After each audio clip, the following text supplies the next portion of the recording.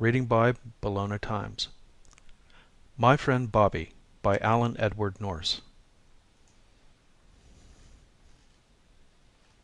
My name is Jimmy, and I am 5 years old, and my friend Bobby is 5 years old too, but he says he thinks he's really more than 5 years old because he's already grown up and I'm just a little boy. We live out in the country because that's where Mommy and Daddy live, and every morning Daddy takes the car out of the barn and rides into the city to work, and every night he comes back to eat supper and to see Mommy and Bobby and me. One time I asked Daddy why we don't live in the city like some people do, and he laughed and he said you wouldn't really want to live in the city, would you? After all, he said, you couldn't have Bobby in the city, so I guess it's better to live in the country after all. Anyway, Daddy says that the city is no place to raise kids these days. I asked Bobby if I am a kid, and he said he guessed so, but I don't think he really knows because Bobby isn't very smart. But Bobby is my friend, even if he doesn't know much, and I like him more than anybody else. Mommy doesn't like Bobby very much, and when I am bad she makes Bobby go outdoors, even when it's cold outside. Mommy says I shouldn't play with Bobby so much, because after all, Bobby is only a dog, but I like Bobby. Everyone else is so big, and when Mommy and Daddy are home all I can see is their legs, unless I look way up high, and when I do something bad I'm scared because they're so big and strong. Bobby is strong too, but he isn't any bigger than I am, and he is always nice to me. He has a long shaggy brown coat and a long pointed nose, and a nice collar of white fur, and people sometimes say to Daddy what a nice collie that is, and Daddy says, yes, isn't he? And he takes to the boys so. I don't know what a collie is, but I have fun with Bobby all the time. Sometimes he lets me ride on his back, and we talk to each other and have secrets even though I don't think he is very smart. I don't know why Mommy and Daddy don't understand me when I talk to them the way I talk to Bobby, but maybe they just pretend they can't hear me talk that way. I am always sorry when Daddy goes to work in the morning. Daddy is nice to me most times and takes me and Bobby for walks.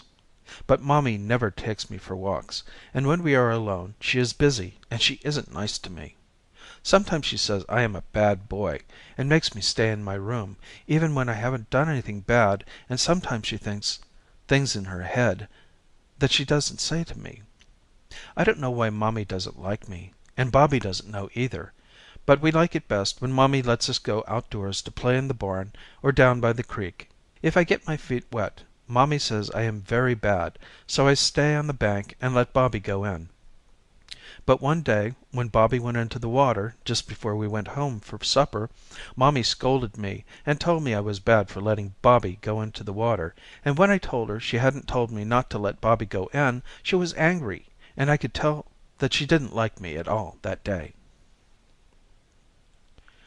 Almost every day I do something that Mommy says is bad, even when I try specially to be good.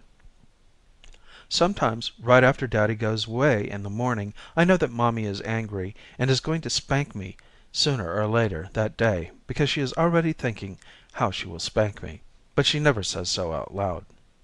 Sometimes she pretends that she's not angry and takes me up on her lap and says I'm her nice little boy, but all the time I can hear her thinking that she doesn't really like me, even when she tries, and she doesn't even want to touch me if she can help it. I can hear her wondering why my hair doesn't grow nice like the Bennett twins that live up the road. I don't see how Mommy can be saying one thing out loud and something else inside her head at the same time, but when I look at her she puts me down and says she's busy and will I get out from underfoot, and then pretty soon I do something that makes her angry and she makes me go to my room or she spanks me. Bobby doesn't like this. Once when she spanked me he growled at Mommy, and Mommy chased him outdoors with a broom before she sent me to bed. I cried all day that day because it was cold outdoors and I wanted to have Bobby with me. I wonder why Mommy doesn't like me. One day I was a bad boy and let Bobby come into the house before Mommy told me I could. Bobby hadn't done anything bad, but Mommy hit him on the back with the broom and hurt him and chased him back outdoors, and then she told me that I was a very bad boy. I could tell that she was going to spank me, and I knew she would hurt me because she was so big, and I ran upstairs and hid in my room. Then Mommy stamped her foot hard and said, "Jimmy, you come down here this minute." I didn't answer, and then she said, "If I have to come upstairs and get you, I'll whip you until you can't sit down." And I still didn't answer, because Mommy hurts me when she gets angry like that. Then I heard her coming up the stairs and into my room, and she opened up the closet door and found me. I said, "Please don't hurt me, Mommy," but she reached down and caught my ear and dragged me out of the closet. I was so scared I bit her hand, and she screamed and let go, and I ran and locked myself in the bathroom because I knew she would hurt me bad if I didn't. I stayed there all day long, and I could hear Mommy running the sweeper downstairs, and I couldn't see why she wanted to hurt me so much just because I let Bobby come in before she told me I could. But somehow it seemed that Mommy was afraid of me, even though she was so big and strong. I don't see why anybody as big as Mommy should be afraid of me, but she was. When Daddy came home that night, I heard him talking to Mommy, and then he came up to the bathroom and said, "Open the door, Jimmy. I want to talk to you." I said, "I want Bobby first." So he went down and called Bobby, and then I opened the door and came out of the bathroom. Daddy reached down and lifted me high up on his shoulder and took me into my bedroom and just sat there for a long time, patting Bobby's head, and I couldn't hear what he was thinking very well. Finally he said out loud, "Jimmy, you've got to be good to your Mommy and do what she says, and not lock yourself up in rooms any more." I said, "But Mommy was going to hurt me," and Daddy said, "When you're a good boy, your Mommy has to punish you, so you'll remember to be good. But she doesn't like to spank you. She only does it because she loves you." I knew that wasn't true, because Mommy likes to punish me. But I didn't dare say that to Daddy. Daddy isn't afraid of me the way Mommy is, and he is nice to me most times. So I said, "All right, if you say so." Daddy said, "Fine. Will you promise to be nice to Mommy from now on?" I said, "Yes, if Mommy won't hit Bobby any more with the broom." And Daddy said, "Well, after all, Bobby can be a bad dog, just the way you can be a bad boy, can't he?" I knew Bobby was never a bad dog on purpose, but I said yes, I guessed so. Then I wanted to ask Daddy why Mommy was afraid of me, but I didn't dare, because I knew Daddy liked Mommy more than anybody, and maybe he would be angry at me for saying things like that about her. That night I heard Mommy and Daddy talking down in the living room, and I sat on the top step so I could hear them.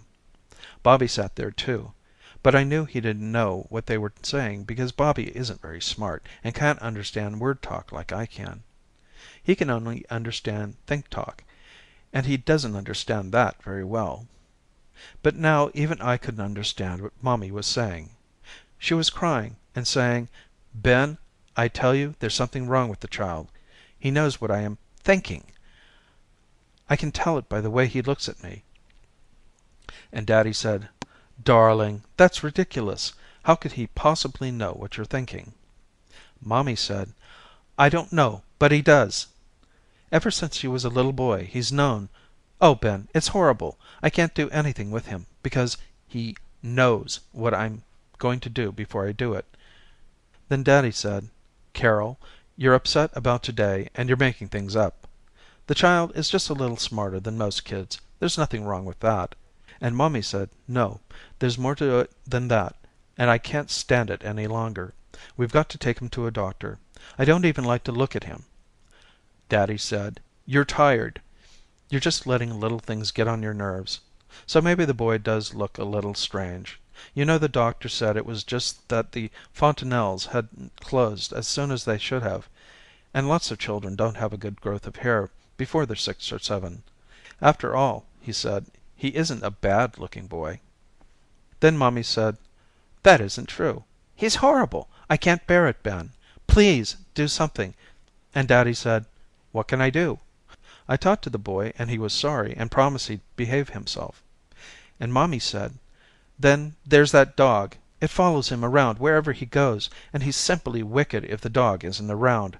And Daddy said, "Isn't it perfectly normal for a boy to love his dog?" Mommy said no, Not like this, talking to him all the time, and the dog acting exactly if he understands. There's something wrong with the child, something horribly wrong." Then Daddy was quiet for a while, and then he said, "All right, if it will make you feel any better, we can have Dr. Grant take another look at him.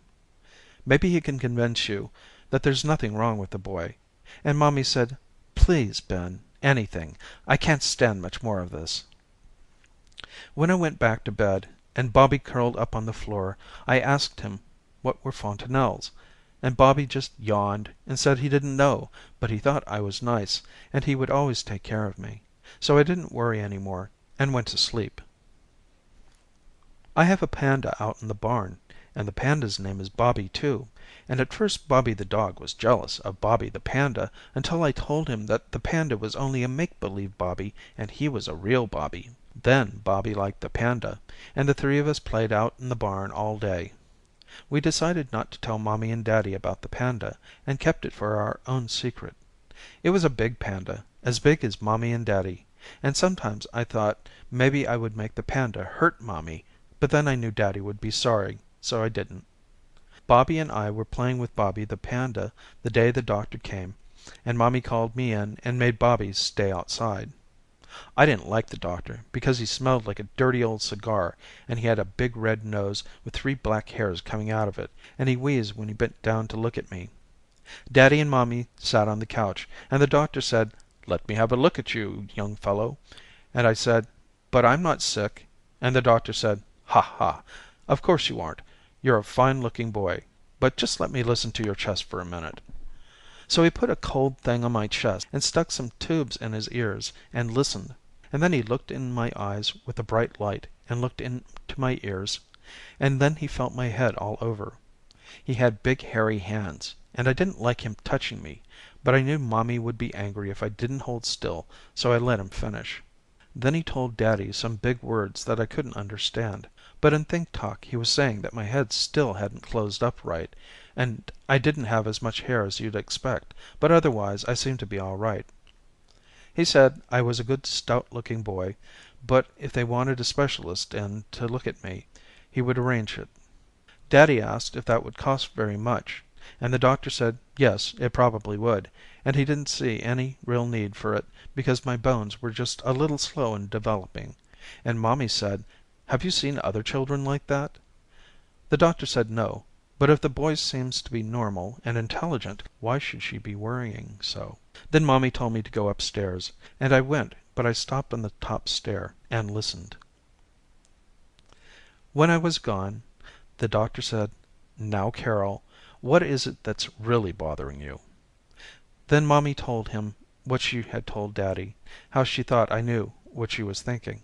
And the doctor said to Daddy, "Ben, have you ever felt any such thing about the boy?" Daddy said, "Of course not. Sometimes he gives you the feeling that he's smarter than you think he is, but all parents have that feeling about their children sometimes." And then Mother broke down and her voice got loud and she said, "He's a monster. I know it. There's something wrong and he's different from us.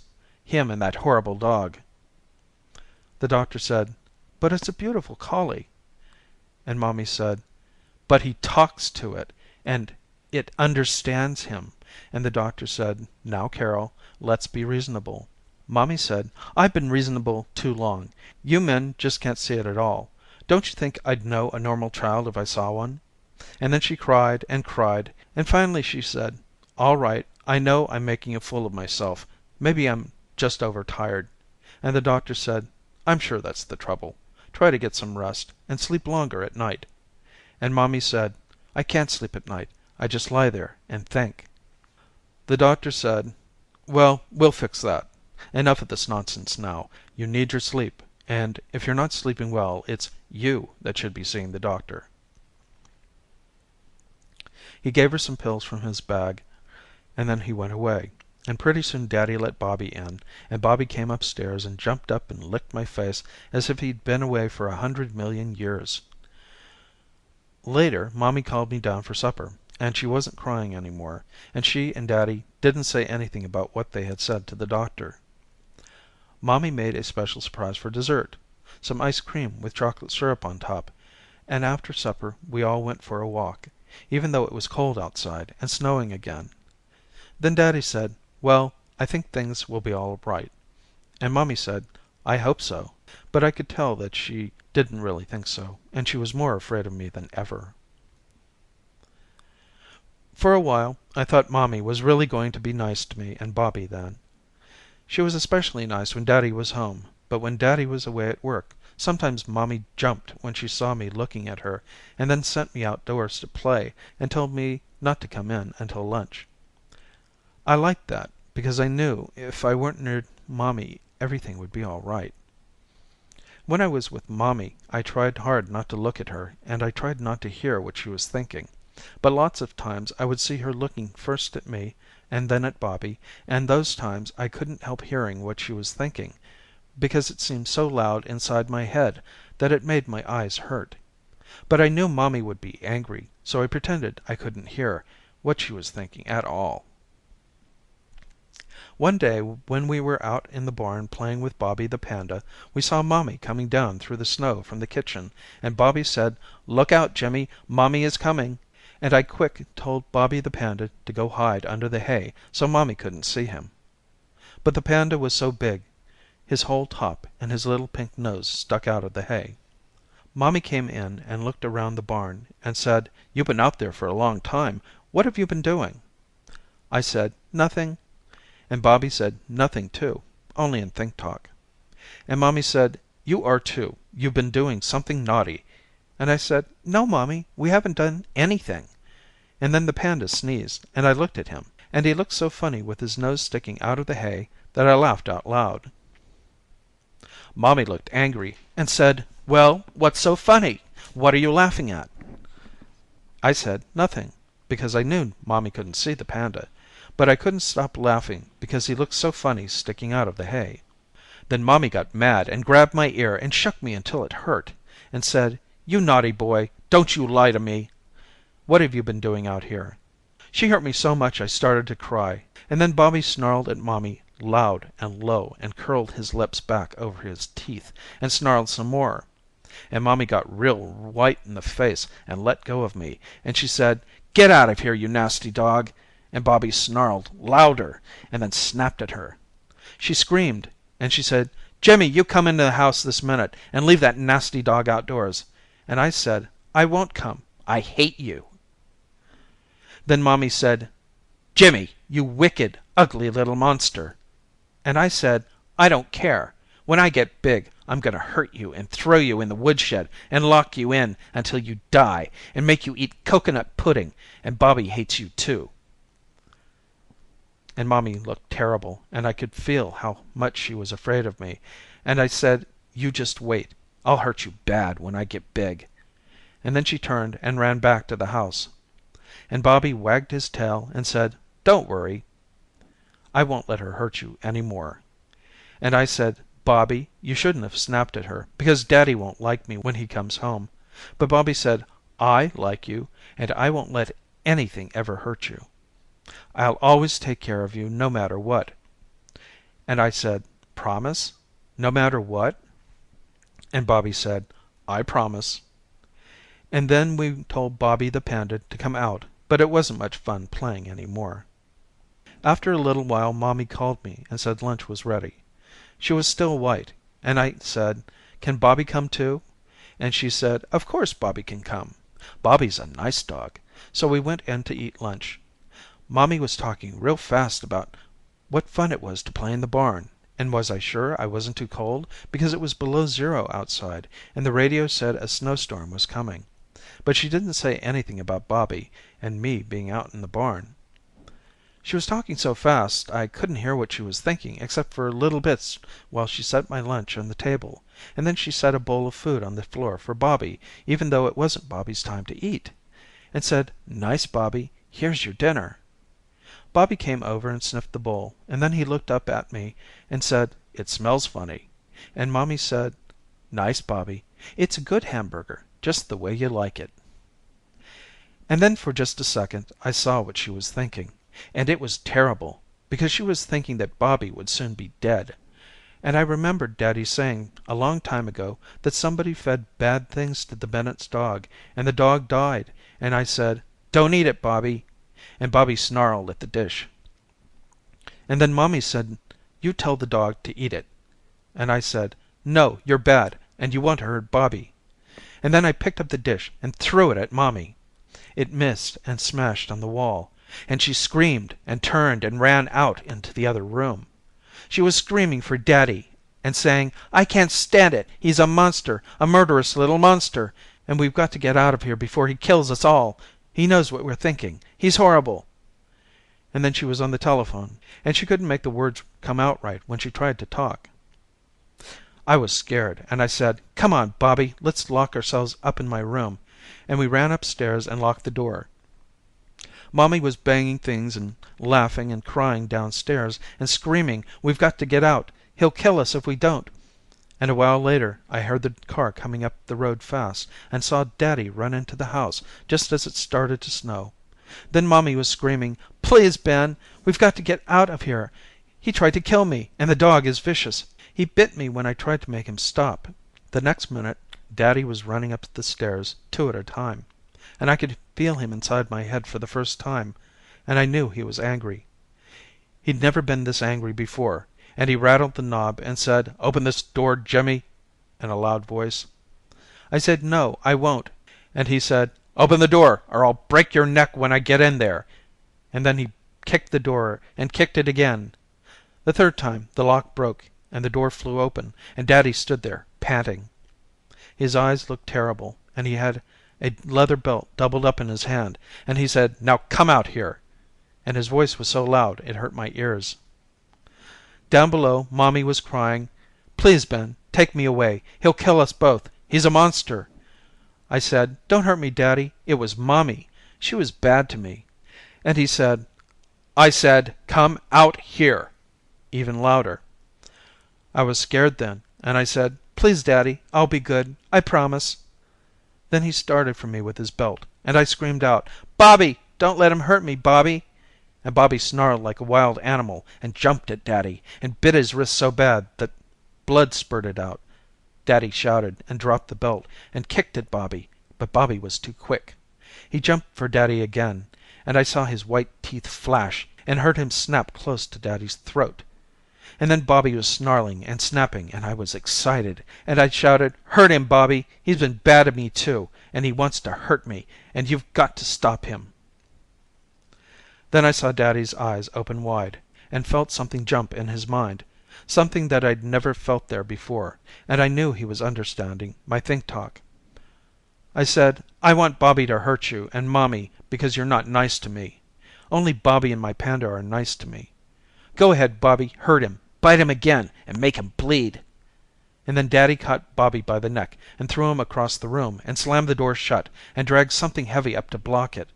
In a minute he was running downstairs, shouting, "Carol, I heard it. You were right all along." I felt him. I felt what he was thinking. And Mommy cried, "Please, Ben, take me away. Let's leave them and never come back. Never." And Daddy said, "It's horrible. He told that dog to kill me, and it went right for my throat. The boy is evil and monstrous."